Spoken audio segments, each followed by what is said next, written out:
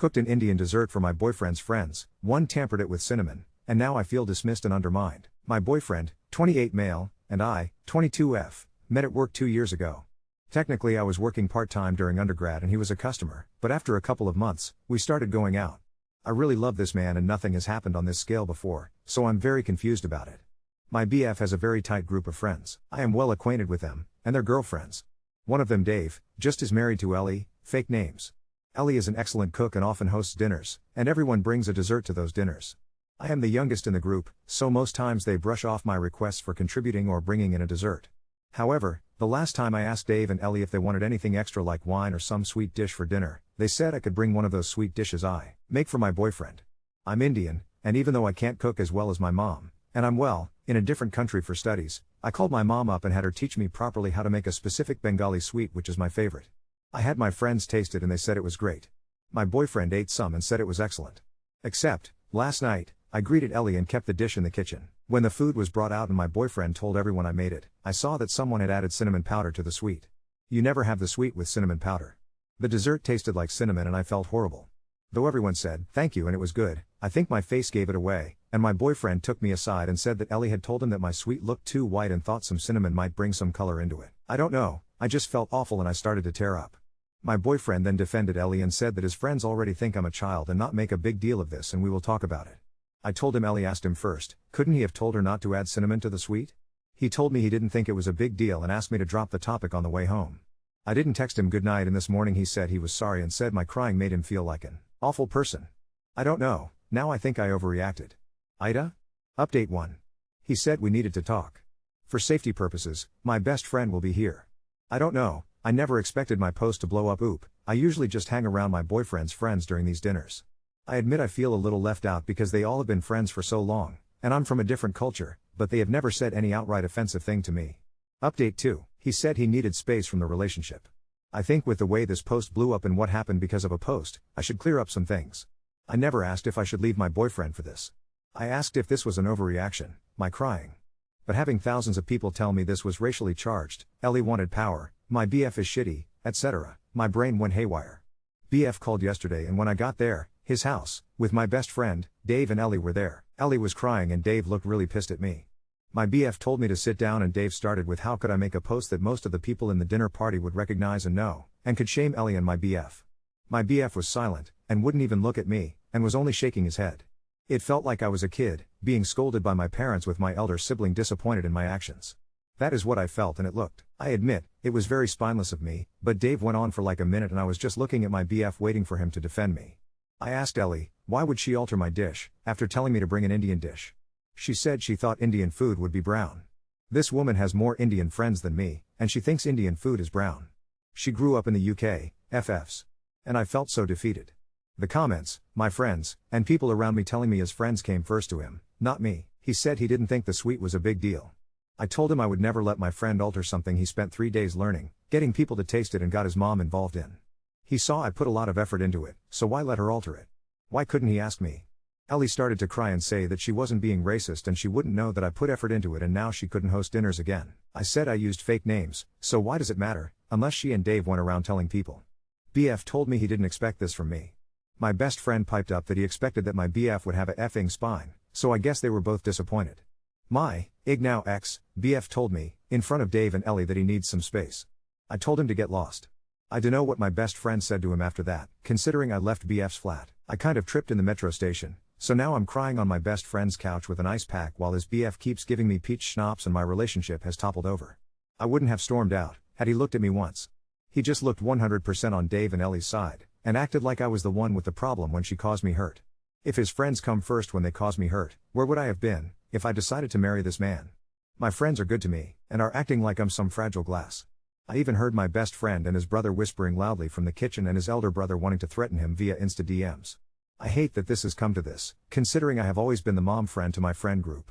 I'm drunk while writing this, so have some grace in the comments. Also, if you'll be an incel like those people in my DMs, telling me I'll never keep a man if I'm this dramatic, please go away. I just thought I needed to update, that's it.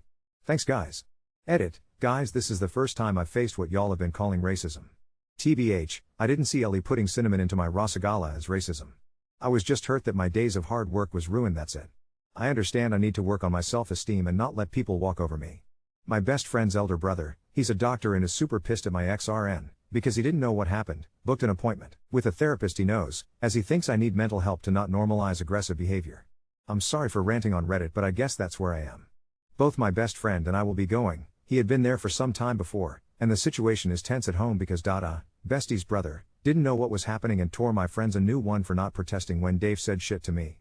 I still haven't told him it was over a Reddit post and that I'm writing here. I feel awful and I don't know how to tell my mum she was right. I wish I never went out with him. One of my ex's friends, from the dinner party, asked me if I really left my ex over a dessert, so I guess that's what he told people. It hurts, I know it shouldn't, but it hurts. I think it is partially my fault. I shouldn't have let myself be treated like this. There were signs and I ignored them. And now I think I'll never have another relationship because it feels like a horrible, anxious feeling. Update 3. I'm again grateful for the barrage of supportive messages and chiding I've received from the internet after the Cinnamon fiasco and my post causing a breakup. I am updating because I felt like I should just update about recent events, and honestly, after just more than 2 weeks I have started to feel good about myself, even though I feel like shit whenever I remember my ex. I really hope I can put this whole thing to rest and I don't have to update again, for my sanity. Firstly, my ex called a few times last week. I had blocked him earlier, literally like 2 days after breaking up, and whenever he called my friends they wouldn't pick up either. I wanted to handle this matter gracefully, and unlike what some people commented, no, I did not want my issues all over the internet and did not understand what was happening. I just wanted some advice on how to deal with my emotions and didn't want my friends to be mad at my then BF. Thankfully, the trash took itself out. I still don't know if Ellie was racially motivated or if she just hated me. I don't even care now. I don't want a man who makes his friends scold me and humiliate me. I know I deserve to be at least somebody's first choice. Ex came by at my best friend's flat. I don't live there, and from what I heard from my bestie's boyfriend, he said he was very sorry and he now felt like I didn't deserve to be treated like that. He had thought, when he broke up with me, that I was overreacting and it was just a small thing I made a big deal out of. But then a few of his friends explained to Ellie that it definitely was a horrible thing to do, and told my ex he was a shit BF. Huh. Who knew he had nice friends too? Ex didn't say anything more after that. Just he was sorry and he said he doesn't want more hurt between us. I have decided to not contact him. I'm just done. A lecture from my mother on dating idiot men and crying every night for over a week has made me lethargic, and on top, I am fending off bestie's elder brothers, insisting that I move in with them for some time because I'm not eating well. My dad said it's okay if I do. My family trusts my bestie and his family a lot. Needless to say, my work and studies are suffering. I haven't heard from Ellie or Dave and I don't intend to. The person who asked me if I left my ex over a desert, I told her what happened and she was appalled. I dunno what she told my ex, for him to apologize. Honestly, I'm so done with that group shit. I went to one therapy session and I didn't feel good. I know I have to keep going for it to actually help me, but I can't help feeling so down. I have never been so emotionally low in my life and I am officially not dating for the foreseeable future. I am planning a trip with friends after my final semester of my master's and I really hope I don't bring the mood down, for my friends who have been so supportive and have always made me feel I have family, even though I'm away from home. I don't know what I would have done without having my best friend and his boyfriend, who keep telling me to drink the pain away and keeps on talking about the negative effects of becoming an alcoholic. Overall, I'm closing this chapter, and I don't think I'll need to update again. I'm not ever talking again to Dave and Ellie or my ex, so I don't expect any more drama. I just want to settle down to work and graduate properly. I am officially not dating for the foreseeable future. Update 4. I think by now I should probably put all this in the back burner, but remembering how it was Reddit who got me out of a shitty relationship, I just wanted to make a last final update. I'm doing well. I went to therapy after it, quit it in a few weeks, and 2 months later went back again. I'm working on building a spine when it comes to my loved ones. Turns out even my mom telling me I told you so every time I made a mistake, even though she is wonderful and didn't do it on purpose, has made some stupid issues in my head, in which I need to please every person whom I like. As for my ex, I haven't seen him. He stopped coming to the store, and around a month after my breakup I quit. Anyways, and for the first time in my life I made it clear to mutual acquaintances that if they took his side, I'm done. I am young, and there are a lot more good people I'll meet in life, so I won't mind losing a few ones who condone such racist behavior. And yes, I have realized that their behavior was racially charged. Maybe it was ignorance, maybe my ex wanted the exotic bird, I don't care. I have made peace with the fact that some people will be assholes no matter what. I have heard nothing from Dave or Ellie and good riddance for that. I don't want to know, and I have decided to protect my peace not knowing. Apart from that, I graduated. Went on a solo trip to Italy, moved to a new place, my roommate is a friend from grad school I get along very well, and am focusing on my work and my friends. My best friend and his boyfriend are still going strong. Thanks the heavens every day I didn't turn into an alcoholic. Life is good. I don't think I'll update after this. Just wanted to say a final thank you. Oop, we aren't technically dating. Plus, relationships are complicated. And dating someone who is like family to you is more complicated, because in case you break up, you will be in a bigger mess than a relationship. Dada and I are fine. If something happens in the future, we will see, but he is older, and busy with his work, doctors have no lives, so we are not going anywhere or doing anything. Ultimately we both believe what is meant to happen, will happen, so we leave it at that. Update 5. After my move, life was humming along. Work is stressful in a good way. My new roommate and I hosted a very chaotic, pasta-filled housewarming, and had started a volunteer tutoring gig on weekends. But the universe apparently decided that enough calm had elapsed and hurled a curveball my way, specifically, via DM. It started with an unfamiliar Instagram message from, of all people, Ellie. Yep, Cinnamon Ellie herself. She wasn't blocked, because it never occurred to me to do so. I'd only ever blocked my ex and Dave.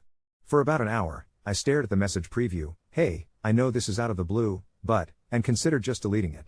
In the end, I asked for advice from my roommate, who predictably said, read it, but only if you want popcorn-level drama. Otherwise, block and move on. Reader, I opened it. Ellie's message was about a page of apologizing, the sort of apology that sounds like it was copied from a blog post for how to win back friends after major faux pas.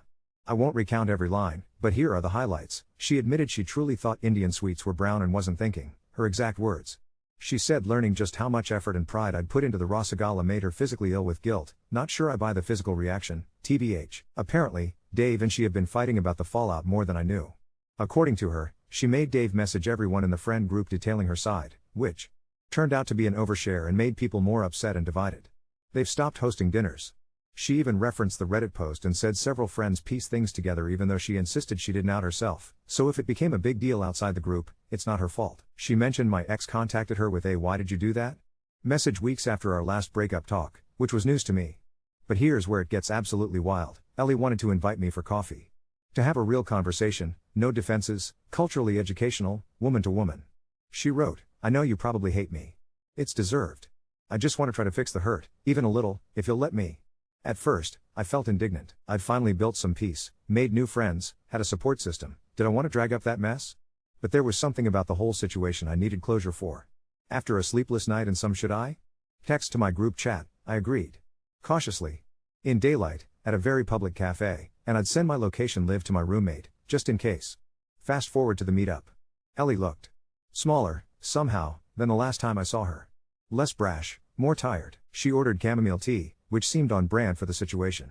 We went through waves, apologies, awkward silences, more apologies. She told me that a mutual friend showed her the subreddit, and my God, I recognized myself instantly. I had no idea I came off as that condescending. She seemed genuinely regretful. That's when she let it spill. After our friendship group explosion, several mutual acquaintances started openly questioning some weird stuff she and Dave had said or done, about other people's food, cultures, even other friends' girlfriends before. Apparently, my post was the tipping point. She confessed to feeling deeply ashamed and exposed, but also grateful for being called out, which I admit I didn't totally expect. She didn't ask for forgiveness or friendship, she just asked for honesty. And so I gave it to her.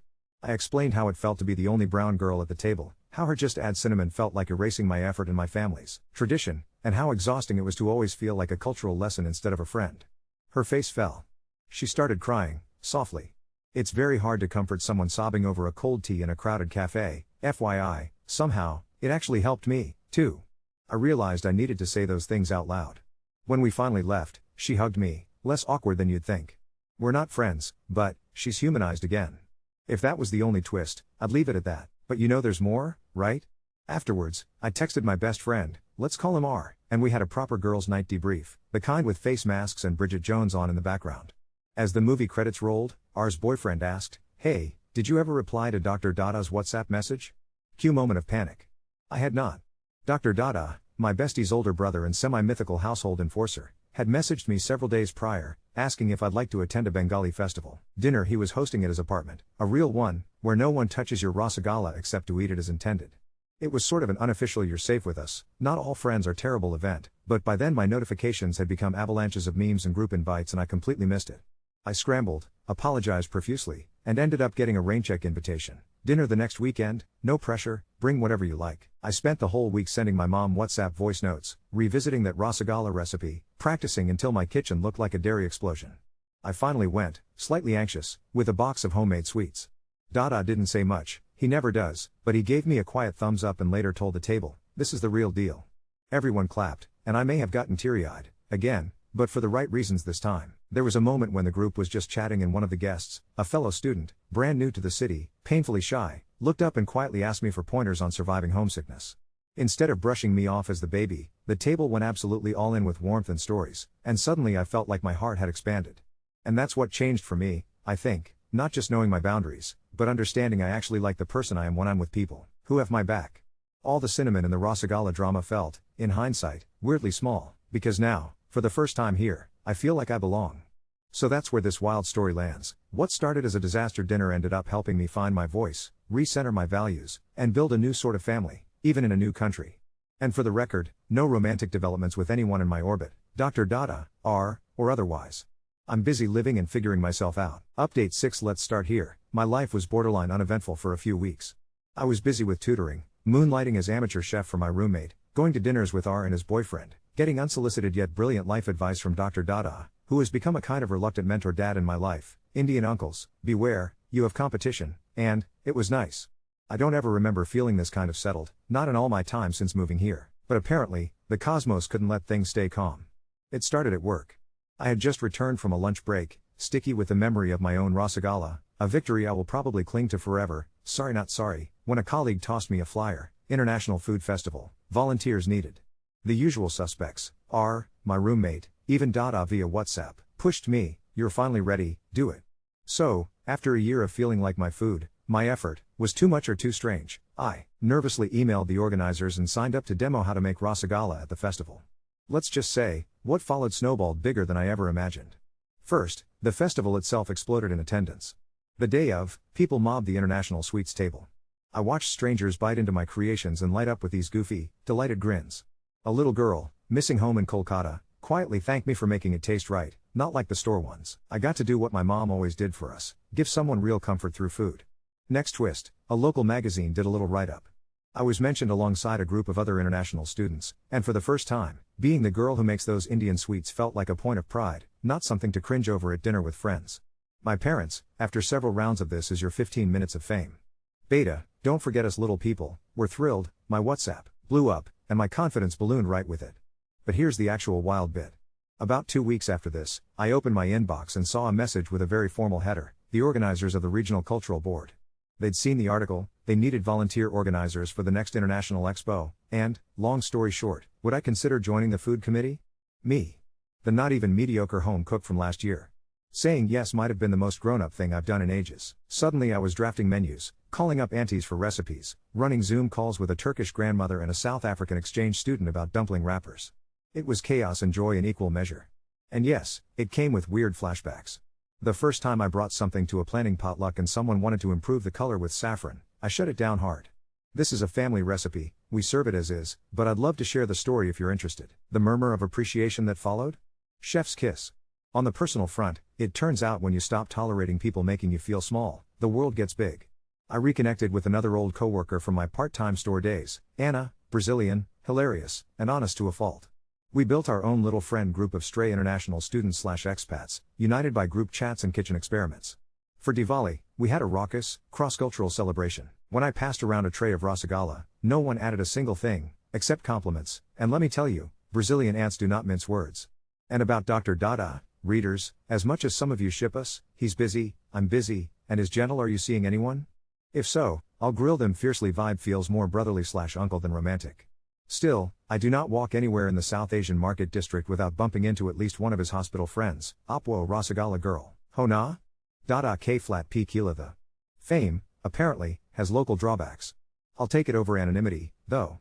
So here's the final wild card. 2 nights ago I got a group text from R's boyfriend. Look at this. It's a screenshot from Instagram, Dave and Ellie, not together anymore. I blinked, then looked twice.